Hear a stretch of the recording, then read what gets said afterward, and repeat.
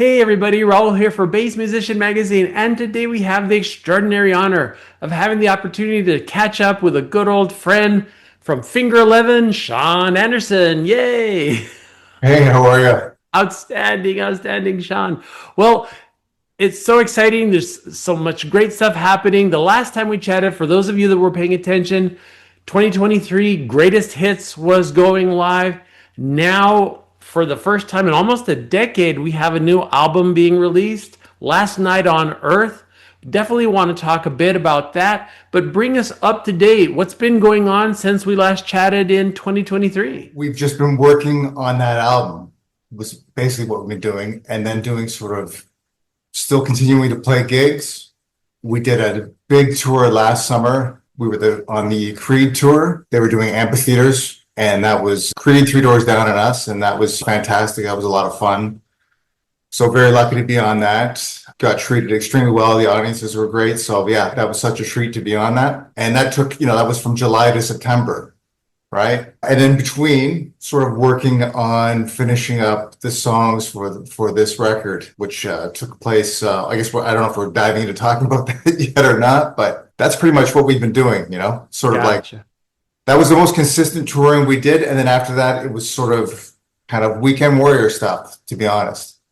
Which is great. I mean, I love it all. I mean, the long tours are fun, but it's one of those be careful what you wish for things, I think, right? Getting too busy, right? Yeah. But yeah, and when it's not there and somebody is all of a sudden like, oh, is this ever going to happen again? You never know, right? So Indeed. It's been quite a hiatus between the last album and now Last Night on Earth, and been listening to the videos and watching.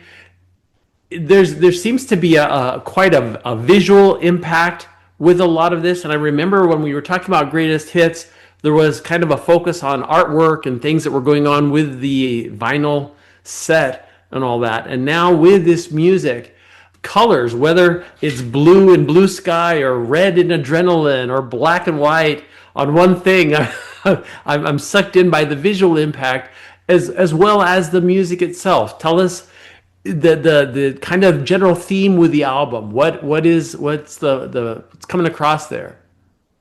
so I think the artwork you kind of see like a mountain, and I think we have a song called "The Mountain."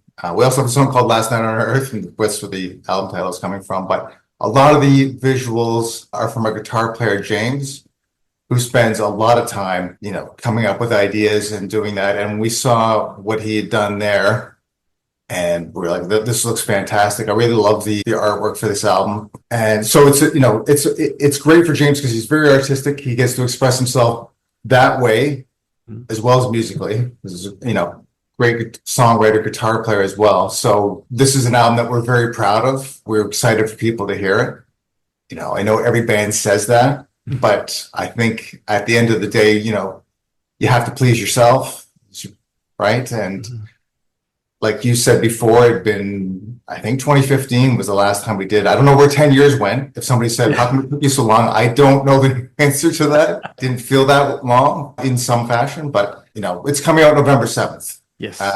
So we're really excited to play it. Just started playing a couple songs off it now, putting in the set and just slowly bringing some songs. I think one of the standouts will be The Mountain. Looking forward to playing that live. Nice, nice. Well, and I've been reading, it's kind of interesting that the approach to the songwriting has somewhat of a democratic environment where everybody is contributing to the whole process. How exactly does that work? So it can be where somebody has an idea, bring it kind of a demo, whether it's like a Pro Tools file, like, hey, here's what I was thinking, and everybody can kind of expand on that, or, oh, you know what, I like that part. That's a cool verse. Maybe we need a better chorus, that kind of thing. Or this side, that idea, hey, I have something that might go with that. So that's the kind of thing that kind of goes on. We're lucky that in Steve, the drummer, he's also, produces other acts and stuff like that. So he's great for being a part of the team and putting that hat on, right? And he's a great songwriter in his own right. And I think, like I mentioned before, Jay's, I think, a great writer. And then Rick, our other guitar player, is also, I guess everybody's a great writer. There we go. He's a wonderful, he has a good sensibility. You can hear something and go, it's missing this. He's kind of, I would say, without like, he's not Rick Rubin, obviously, but he kind of reminds me of that kind of style. It's like, you know what? I listened to it last night and I feel like it's missing this. And then kind of like, oh, okay, what is that? And, we go back, dig in and that kind of thing. So it works. Scott does most of the lyrics. My brother, he's the singer and he's open to suggestions too, but he'll be very, with lyrics, it's definitely much more of a personal thing, I think. Sure.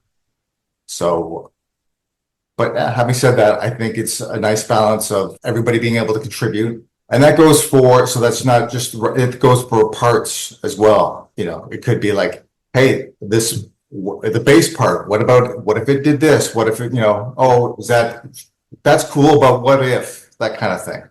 So, and that goes for anything. So there might have been a time where it's like, this is my part and I'm putting that on there. I don't care what anybody else says. It doesn't work that way anymore. And I think probably it's better that way in the end. Nice. Well, and it does show a great, I'm going to say, compatibility where the egos can be put aside and constructive contribution can happen. And a lot of times, again, with creatives, it's like, no, it has to be this way, or no, it has to be this way. And, the emotions can get in the way of kind of in that collaboration of coming up with, a much more refined and brilliant end result. Yeah, and I think sometimes, you do also have to fight for your ideas. So it's like, no, I feel pretty strongly about this. Mm-hmm. And then maybe, it's like you live with it and go, oh man, maybe he's right. Maybe so-and-so is right at the end. Or no, I think, or they come back and go, okay, I see where you were coming from. Nice.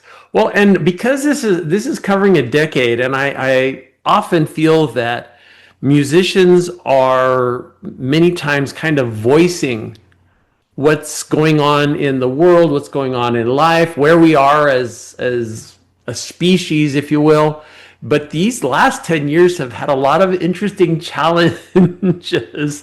So if we're encompassing some of those feelings, do you feel that does this album address some of what we've been feeling during this last decade, or is it more esoterically kind of off in the creative realm? Might be a bit off in the creative realm. Okay. I think if anything, there's nothing overt messaging wise or anything like that. I think that's Scott's style for sure. So I can only speak. There's a song called Wall Dogs, which I had a demo of, and it was one of those things I gave to the guys. Said, hey, what do you think? And 9 times out of 10, people go, oh, cool. And it doesn't, it's like, yeah, that's cool. It may not go everywhere. Everybody has those in the band, so it's tough to get something in front of everybody where it's like, oh, yeah, this is something we can work on. But Rick, actually, one of our guitar players, Rick, he took it and kind of had Jay and Scott record vocals and guitar on it. And he kind of, it was Christmas. I forget when it was, but he sent it to me for Christmas. And I was like, oh, wow, this is so cool. It was like a demo of my little song. And, Scott and Jay had played on it. And that was a few years ago. And it's kind of kicked around. And we went up to a cottage and Steve took it and we worked through, the arrangement, added a bridge. So anyway, long story short, it's become a song on the record. And I didn't know, I didn't think it would make it that far. And Scott was like happy to sing it. So that's always, if I had written something, it's like, I can't, that's not what I want to sing about.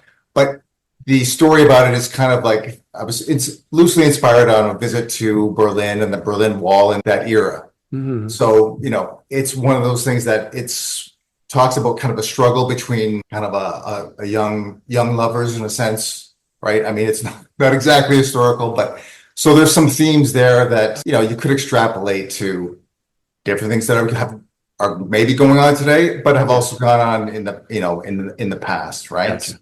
I would say in general, yeah, there's nothing that's on the nose. It's left to open interpretation, if you will. Yeah. But Nice. having said that, I mean, I think there's definitely room for artists like Neil Young, YouTube, those artists that have something to say. And, Yes. and there's also fun. It's like others, it's like, yeah, we're making rock. It's a fun rock song. I think it's, I don't agree when somebody says like, oh, they should just play the music and not talk about this. Like, well, if that's what an artist wants to talk about, Yeah. you know, I don't want to limit that. I don't want to limit what they're able to talk about. So, Sure. Well, and if you think of even like in graphic arts, you could paint portraits or you could paint landscapes. It's kind of as you're selecting, depending what you're feeling. And some of portraits, one that always comes to mind is Pablo Picasso's Guernica, where it was this big mural that happened during the Spanish Civil War, and it was expressing the angst. But Pablo, by the same token, did ceramics and other little bits, and okay, everything is not heavy. There's that expressive part that needs to come out as well. So very right. cool.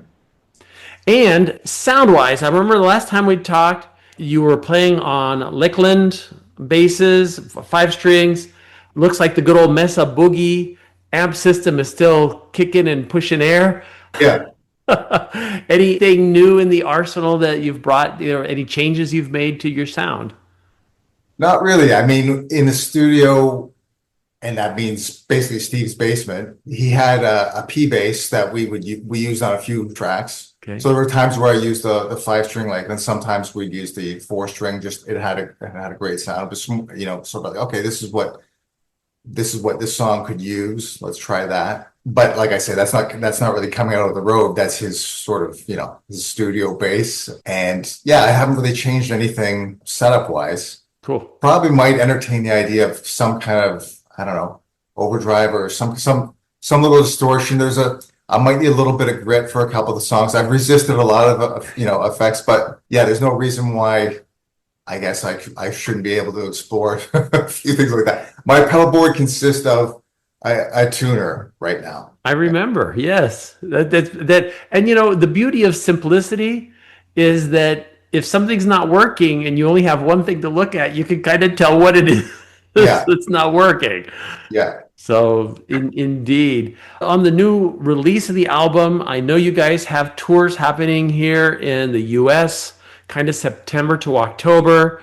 Then there's going to be a run in Canada, November to December kind of thing. Is it you're going to focus mostly on the new album, or is it going to be a mixture of new and old and all that? Oh, definitely a mix. There's a song called Slow Chemical that we haven't done live for a while. We're trying to get that going again. Because you look at Spotify, it's like, oh, this is still, it's a popular song. We'd like to be able to play that. Yeah. To see how, if we can bring that in. And obviously, there's stuff in our back catalog that we want to keep there. So I think, when it's an hour set or something like that, that's for the Canadian tour. Mm-hmm. Because it's like 3 bands that are kind of sharing equal time. So an hour set, I think it'll be a bit of a challenge. It's sort of like figuring out what to play. So obviously not playing, not too much new stuff, Gotcha. right? Just a couple of key things. I think that's what we'll do. Nice. And after this year, after all this touring, is there any long-term plans? Anything else in the works? I hear that it's possible we might be going, they're trying to do something in the UK of fall 2026. I mean, that's a year away. I don't know how that's working, but that would be wonderful. You look at our streaming stuff and there's a lot going on in Australia.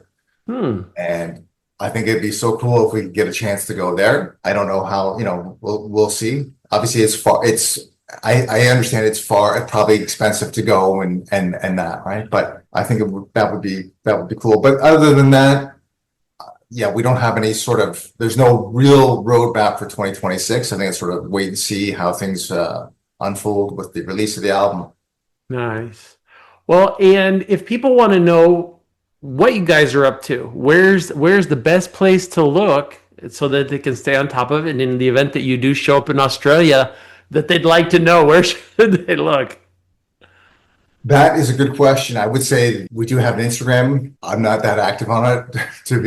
Probably should start to do more on social media. Like Rick, our one guitar player, does a lot more on social media and stuff. I know we have finger11.com, but I don't know if people now go more to I think people go to Instagram and that more than, let's say, websites. Yeah. I find Spotify does a pretty good job of telling me like who's in town type of thing. That notification is like, oh, okay. So it's from my personal experience, like, oh, okay. It knows I've been listening to whatever and then see that, oh, okay, I didn't know they were coming or whatever. So hopefully they could do the same for us. But Nice. Well, again, for those of us that like to plan in advance, and it is kind of, it's so crazy because as time goes by, the way we approach things based on our age, I still look at websites. Just because that's what we did. yes. But a lot of the young people, don't never look at a website. It's either Instagram or TikTok or whatever is going on at the particular moment, and they fall out of grace and people stop looking there. So again, it's hard to keep up. And if you're doing good music and you're doing exactly the things that you love to do, social media wouldn't be at the top of anybody's priorities. Going, oh, But you can see, I understand it's one of those things for me personally. I don't do a lot of it, but at the same time, I understand that it can be pretty valuable absolutely. for a musician or a band and that. So it's something. And again, there are members of our band that are a lot more active on those platforms than, let's say, myself. But maybe I have to start pulling my weight. Everybody can pitch in, but then again, also everybody has their strengths. So if you're doing some more of something else, let them play with that. Well, we're very excited about Last Night on Earth, both album and upcoming touring, folks. Make sure that you check out Finger 11 hopefully at a venue near you, because this tour that is pending here for the U.S. and Canada, looks like you guys are going to be covering a lot of distance there, so that should be making it opportune for many folks. You've seen him here again on Bass Musician Magazine. Thank you so much for taking time, Sean Anderson. Thank you.